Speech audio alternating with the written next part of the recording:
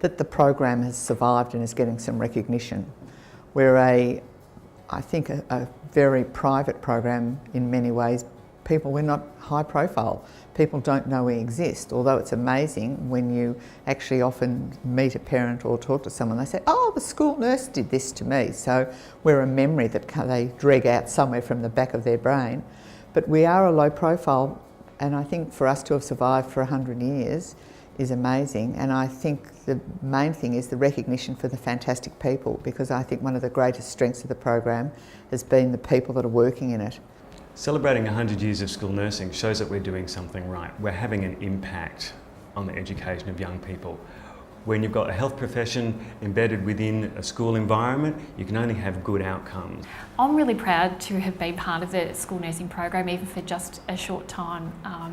And I think it's a credit to the program and the nurses that have gone before me in the amazing work that they've done in the primary and secondary school nursing programs over the last 100 years to actually grow it to the point that it is now.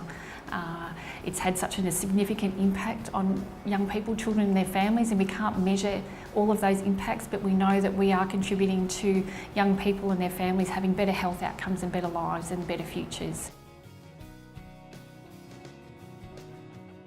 I've seen in my own experience some examples of children that I think the service that we have provided has made life-changing differences for them. An example of that was a Vietnamese girl I saw back in the early 80s who the teachers were concerned she wasn't doing well. She was very bright and they couldn't work out why.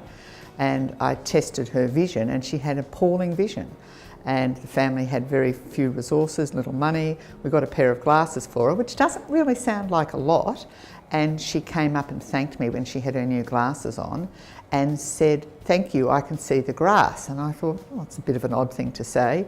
And up until that time, she was nearly 12, she thought grass was just one solid green mat. She didn't realise it was made up of individual blades. She went on and she did a master's degree in science at Melbourne University. My best memory is when I've had kids come up to me after school, and I can think of one kid in particular who came up to me 2 years after he'd finished school.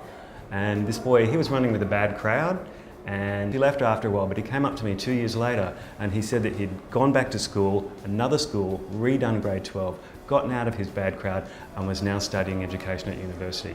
And he thanked me for the discussions that we'd had, said that they helped him get on the right road. When you're talking about, it might be particularly around mental health, depression, anxiety, and you've got the groups of, the boys in the room that are sort of not paying attention, but then they're the ones that pop up with those amazing comments at the end that you think, yeah, they have been listening all that time.